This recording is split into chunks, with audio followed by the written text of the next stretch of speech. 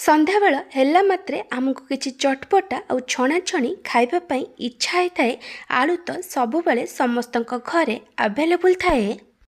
ମୁଁ ଆଜି ବିନା ବେସନ, ବିନା ଚାଉଳ ଗୁଣ୍ଡ, ବିନା ମଇଦା, ବିନା ସୁଜିରେ ଆଳୁରେ ଗୋଟେ କୁଡ଼ମୁଡ଼ିଆ ପକୋଡ଼ା ବନେଇକି ଦେଖେଇବି, ଯାହାକୁ ବନେଇବା ପାଇଁ ଆପଣଙ୍କୁ ମାତ୍ର 10 ମିନିଟ୍ ସମୟ ଲାଗିବ।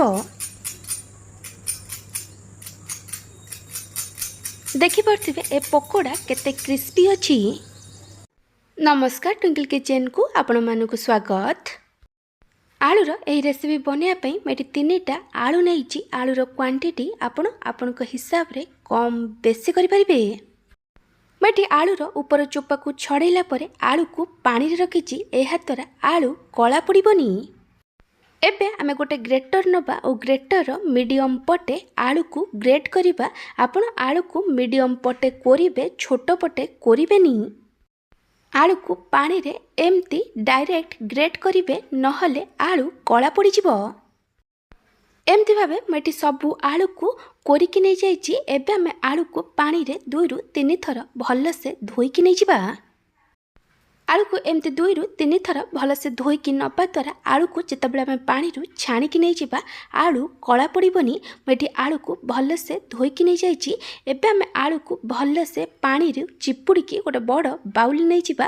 ଆପଣ ଚାହିଁଲେ ଗୋଟେ କପଡ଼ାରେ ଆକୁ ବଢ଼ିଆସେ ଚିପୁଡ଼ିକି ନେଇପାରିବେ। ଏମିତି ଭାବେ ମୁଁ ଏଠି ସବୁ ଆଳୁକୁ ପାଣିରୁ ଚିପୁଡ଼ିକି ନେଇଯାଇଛି।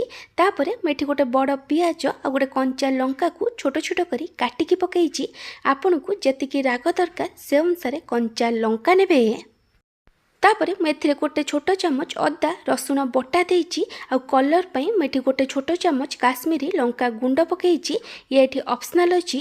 ତାପରେ ମୁଁ ଏଥିରେ ଲଙ୍କା ଗୁଣ୍ଡ ଦେଇଛି ଆଉ ଗୋଟେ ଛୋଟ ଚାମଚ ଚିକେନ୍ ମସଲା ପକାଇଛି।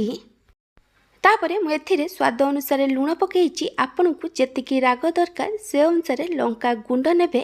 ଚିକେନ୍ ମସଲା ଜାଗାରେ ଆପଣ କିଛି ବି ସବଜି ମସଲା ନେଇପାରିବେ, ନହେଲେ ଜିରା ଧନିଆ ଗୁଣ୍ଡ ପକାଇ ପାରିବେ। ଏବେ ଆମେ ସବୁକୁ ଭଲସେ ମିକ୍ସ କରିଦେବା।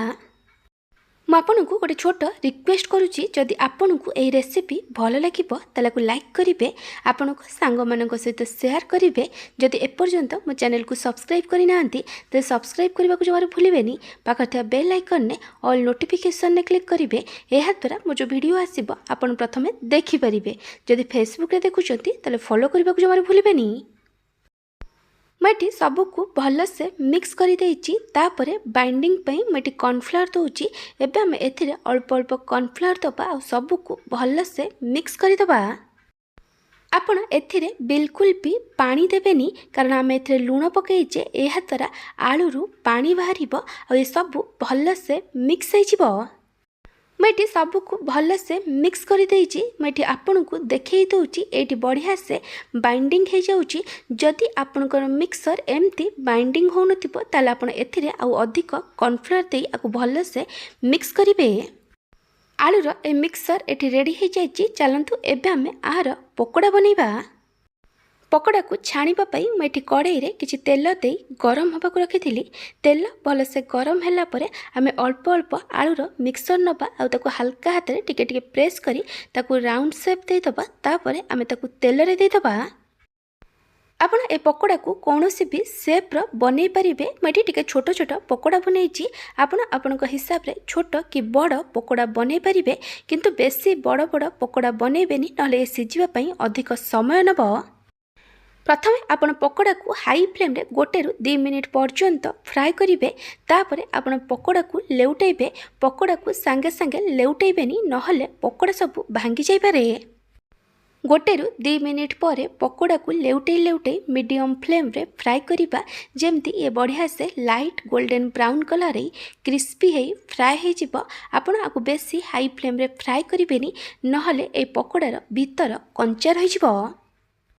ଏ ପକୋଡ଼ା ଏଠି ବଢ଼ିଆସେ light golden brown colour crispy ହେଇ ଫ୍ରାଏ ହେଇଯାଇଛି।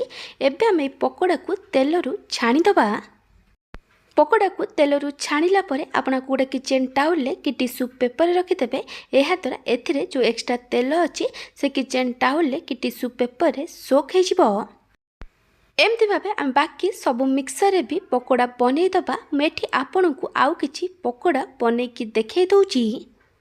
ଆପଣ এই रेसिपी को कौ जगार देखुंत कमेंट सेक्शन में जनइबे। जदि आपंक ए क्रिस्पी आलू पकोड़ार रेसिपी भल लगी लाइक करेंगे, आपण सांग सहित शेयर करेंगे।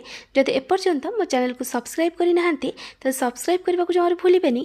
फेसबुक रे देखुले फॉलो करने को जमार भूलें। Thank you for watching.